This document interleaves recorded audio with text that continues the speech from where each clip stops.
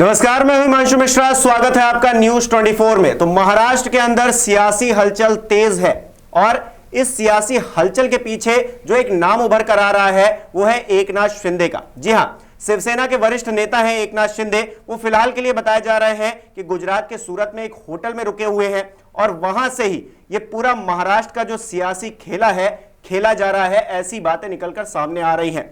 वो नाराज बताए जा रहे हैं। जो महाविकास आघाड़ी सरकार है, पूरी सरकार से ही वो नाराज बताए जा रहे हैं। उनकी कुछ महत्वाकांक्षाएं रही होंगी जिसको आज जानने की कोशिश करेंगे। और उद्धव का जो पुत्र प्रेम है, पुत्र मोह है, उसको जो उससे कनेक्शन है, इस पर भी बात करेंगे।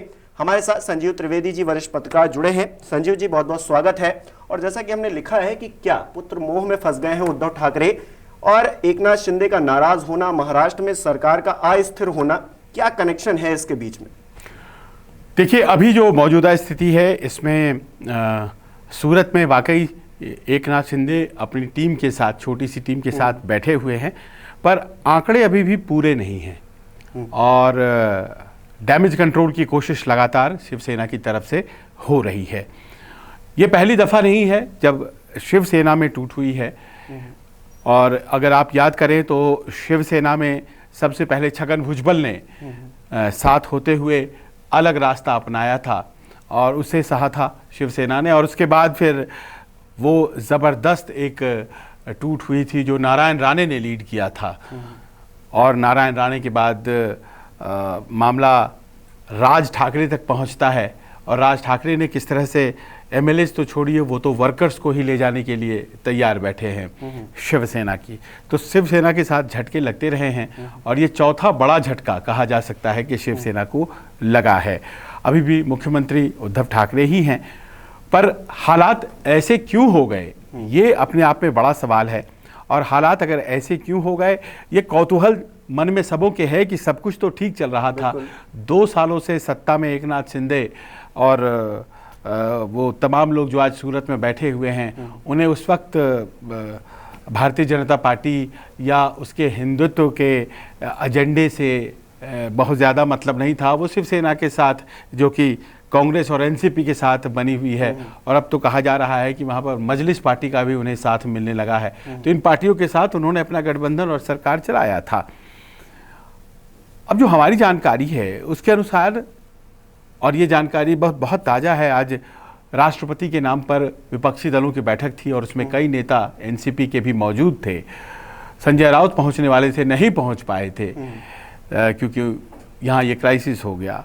तो एनसीपी के नेताओं में से एक नेता ने दरअसल कहा कि ये जो पूरी जो गाथा है, इसकी कुंजी वो आदित्य ठाकरे हैं और आदित्य ठाकरे ही वजह हैं जिनकी वजह से आज इतना बड़ा क्राइसिस महाराष्ट्र में आया है। ये बड़ा इंटरेस्टिंग हो गया है कि आदित्य ठाकरे की क्या भूमिका है इसमें और उद्धव ठाकरे किस तरह से आदित्य ठाकरे को सामने लाने की कोशिश कर रहे हैं और इस बीच जो है शिंदे साहब जो है नाराज हो जाते हैं। क्या कहानी इसके पीछे, इनसाइड स्टोरी जानना जरूरी है। हाँ, देखिए, मुझे भी कौतूहल हुआ तो मैंने भी यही प्रश्न पूछा।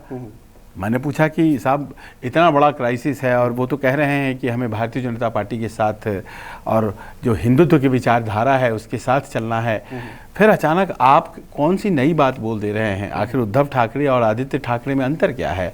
और दोनों एक परिवार से हैं और आदित्य ठाकरे ही क्यों वजह बनेंगे, उद्धव ठाकरे क्यों नहीं? बोले, देखिए, उद्धव ठाकरे लीडर हैं और उद्धव ठाकरे एक ऐसे व्यक्ति के रूप में सामने आए जो सबों को साथ लेकर के चल सकते हैं। तो उनके नेतृत्व को शिवसेना ने अपना लिया। वो बाला साहब के बड़े बेटे हैं और जाहिर है कि उनका अपना उनकी एक भूमिका थी। उनसे भी बड़े हैं लड़के, लेकिन सबसे काबिल जो है वो वही हैं। और फिर ये भी है कि उद्धव ठाकरे का एक माइल्ड पर्सनालिटी है, तो बहुत वो अग्रेसिव जैसे राज ठाकरे हैं वैसे नहीं हैं। तो उस कारण से वे स्वीकार्य हो गए कांग्रेस पार्टी को भी और एनसीपी को भी, क्योंकि उस तरह के उनके बयान नहीं थे जो कम्युनल हों या बहुत ज़्यादा उस तरह के हों। तो उद्धव ठाकरे में सबों को एक लीडर दिखा। साल बीते, 2 साल बीत गए सरकार के, उद्धव ठाकरे बीमार पड़े और बीमार जब वो पड़े तो उन्हें लंबी अवधि तक बेड रेस्ट की सलाह दी गई, सर्जरी हुई थी शायद बैकबोन की और न्यूरो सर्जरी, और उसके बाद फिर वो बीमार जो रहे वो, उस दौर में कहा जाता है कि इन नेताओं की और ख़ास तौर पर एकनाथ शिंदे की नाराज़गी बढ़ती चली गई, क्योंकि इस दौर में ऐसा कुछ हुआ कि आदित्य ठाकरे की भूमिका बढ़ गई। वो एक मंत्री हैं और पर्यावरण मंत्रालय है उनके पास, लेकिन वो एक डिफेक्टो मुख्यमंत्री जैसे हो गए और वरिष्ठ नेताओं को ये बात खल गई और ऐसा लगा जैसे कि उद्धव के एब्सेंस में आदित्य मुख्यमंत्री की भूमिका निभाने लगे हैं। और ये जैसा कि आपने कहा, वरिष्ठ नेताओं को ये नागवार गुजरने लगा। वैसे भी उन्हें लगता था कि आदित्य ठाकरे तो कल के लड़के हैं और उनको अचानक से मंत्री बना दिया गया है, कद भी उनका बहुत बड़ा है, यंग लड़के हैं और इनकी भी सुननी पड़ेगी क्या। लेकिन ये जब तक मौजूद रहे उद्धव तो फिर दिक्कत नहीं थी। लेकिन उद्धव कुछ दिन के लिए जो बीमार पड़े, और ये लम्हा आपको याद होगा 2-2.5 महीने का हो गया जब वो एकदम पब्लिक व्यू से पीछे हट गए थे, उस दौर में और भी ज़्यादा ये नाराज़गियाँ बढ़ी। एकनाथ शिंदे एक ऐसे नेता हैं जो कि पुराने शिव सैनिक हैं, और पुराने शिव सैनिक से तात्पर्य कि उनकी राजनीति की शुरुआत बाला साहब के दौर से हो जाती है। ठाणे और उस आसपास के इलाके में इनकी पकड़ है, वहीं से आते हैं। और कहा यही जाता है इनके बारे में कि ये मूलतः हिंदुत्व की विचारधारा के पक्षधर हैं और उस इलाके से दर्जन भर विधायकों को जिताने में इनकी बड़ी भूमिका है शिवसेना के लिए। यानी कि ये वोट कैचर भी हैं और ऐसे नेताओं की जाहिर है पार्टी में पूछ होती है जो न केवल अपनी सीटें जीतता हो बल्कि वो सीटें जिताने में भी कामयाब होता हो, उसकी बात की काबिलियत रखता हो। एकनाथ शिंदे वैसे नेता। आप जानते हैं कि जो मंत्रालयों का एलोकेशन होता है, वो मंत्रालयों का जो एलोकेशन होता है वो कद और वजन के अनुसार होता है।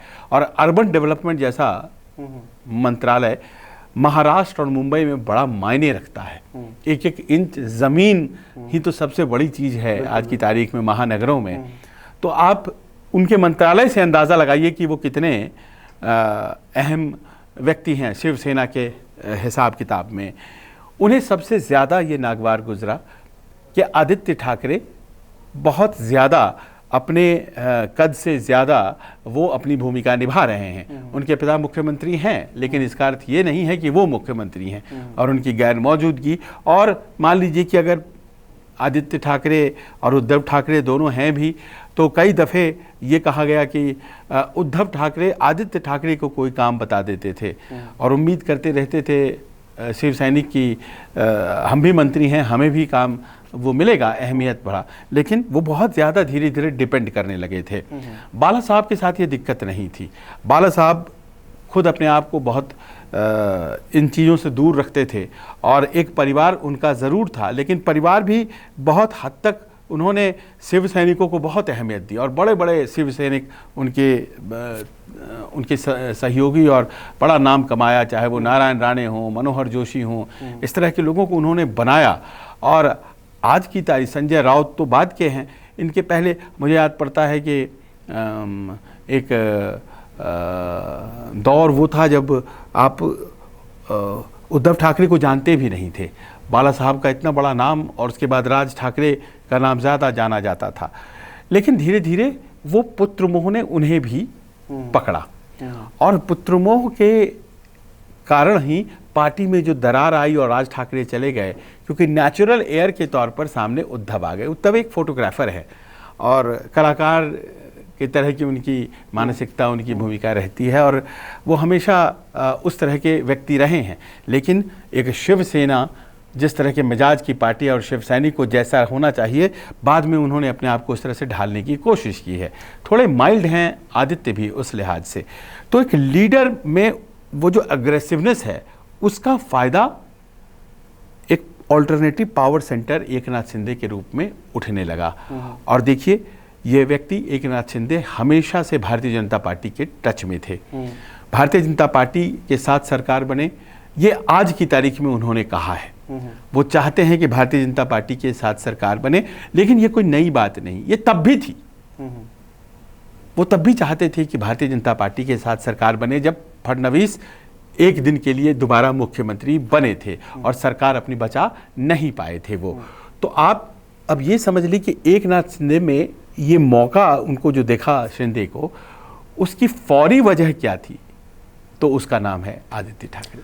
तो क्या भारतीय, उन्होंने ये कहा, ये जानकारी निकलकर सामने आई कि एक नाथ शिंदे ये चाह रहे हैं कि भारतीय जनता पार्टी के साथ मिलकर शिवसेना सरकार बनाए और उसका नेतृत्व देवेंद्र फडणवीस करें, मुख्यमंत्री के तौर पर वो सामने रहें।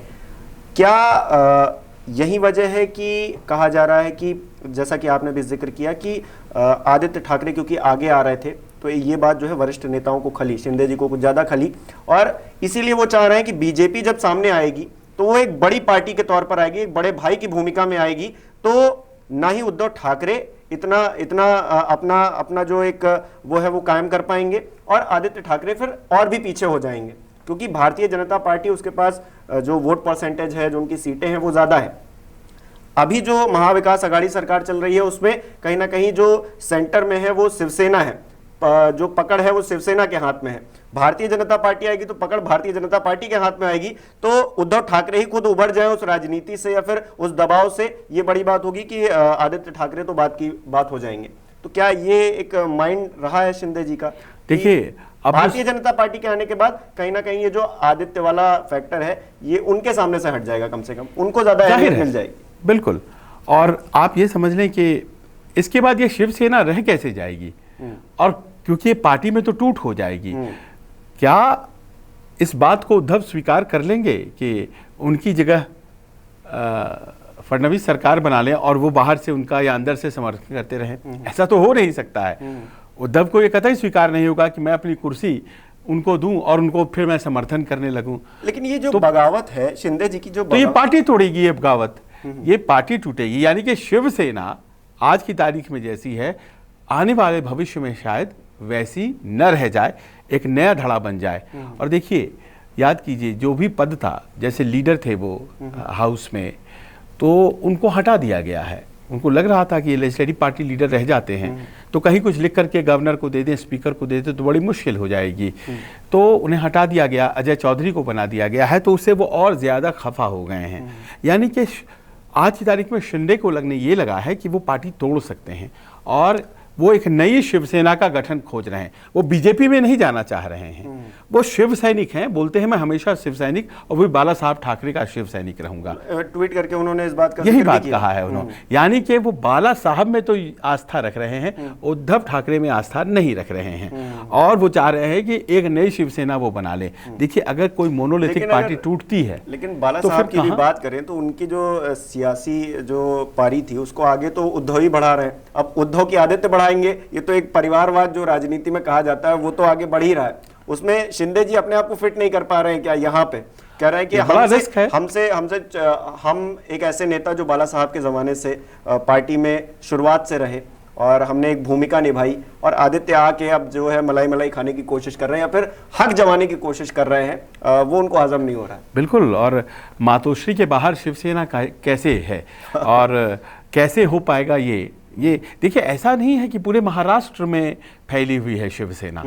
शिवसेना का जो प्रभाव क्षेत्र है, मुंबई, ठाणे, आसपास के जो इलाके हैं महाराष्ट्र की राजधानी के, वो कोंकण में भी उसे लेकर के अगर गए थे तो सबसे बड़े नेताओं में नारायण राणे थे।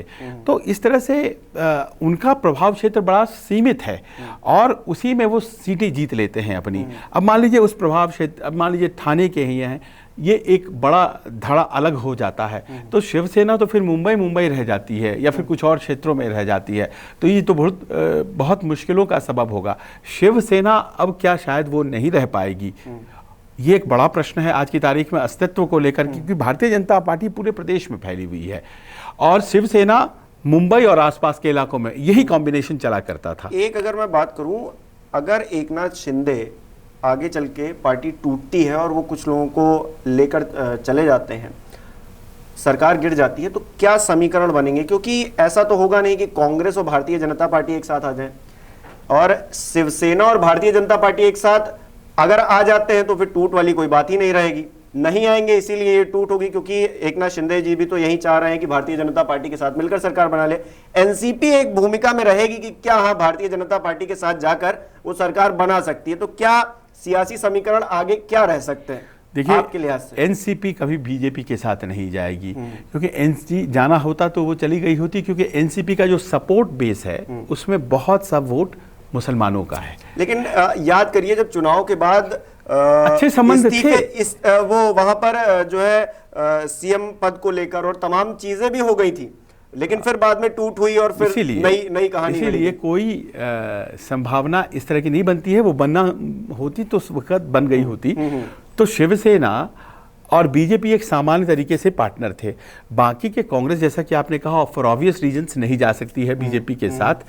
एनसीपी के साथ सबसे बड़ी दिक्कत यह है कि एनसीपी का सपोर्ट बेस जो है वो मराठास में है, साथ साथ मुस्लिम बेस भी है उनका, तो एक बड़ा वर्ग हट जाएगा उससे, वो नहीं जा सकते हैं।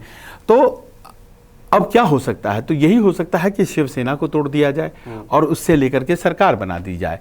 ये सरकार बहुत चलेगी या बहुत आसान होगा या ऐसा सरकार चलाना ये संभव नहीं है, क्योंकि देखिए शिवसैनिक जो है उस सड़क पर वो नाराज हो जाएंगे, वहां का हिसाब किताब। तो एक ही तरफ रास्ता जाता है कि इस टूट फूट के मायने ये होंगे कि सरकार गिर जाएगी और प्रेसिडेंट रूल लग सकता है। भारतीय जनता पार्टी को लगता है कि मुझे मैंडेट मिला था 2019 में, तो ये मैंडेट हमारा है, हम सबसे ज़्यादा बड़ी सरकार हैं।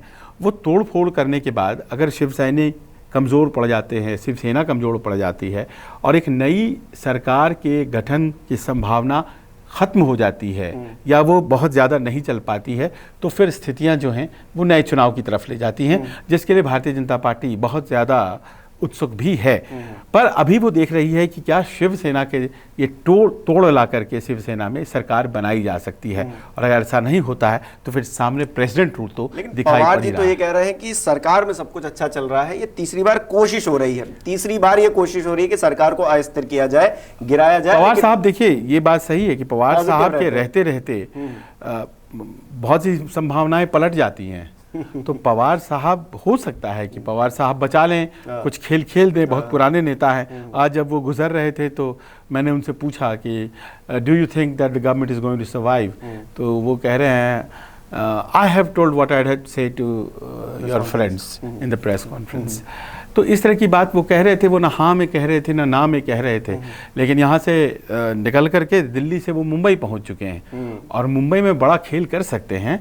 और वजह देखिए बहुत बड़ी नहीं है, वजह बहुत बड़ी नहीं है, तो हो सकता है शिंदे को वो वापस लाने की कोशिश करेंगे, उन्हें कुछ और मलाईदार मंत्रालय मिल जाए, पर इसके बाद जो सरकार चलेगी वो बहुत मजबूत होगी अगर बच भी जाती है। ऐसा नहीं है, भारतीय जनता पार्टी ने स्कोर तो कर ही लिया है। चलिए बहुत बहुत शुक्रिया संजीव जी जुड़ने के लिए और तमाम जो ये फैक्टर है पुत्र मोह में क्या फंस गए हैं उद्धव, इसको क्लियर करने के लिए। और हमारे दर्शक भी बता सकते हैं महाराष्ट्र में जो सियासी बवाल मचा हुआ है उसको लेकर अपनी राय दे सकते हैं, कौन सही कौन गलत, आपको क्या लगता है कि सरकार स्थिर रहेगी अस्थिर रहेगी, कैसे आगे की सरकार चलेगी, इसको लेकर अपने विचार रख सकते हैं। बहुत बहुत शुक्रिया। नमस्कार, मैं हूं मानक गुप्ता।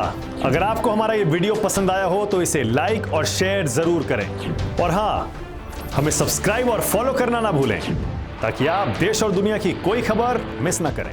तो जुड़े रहिए हमारे साथ और देखते रहिए न्यूज़ 24।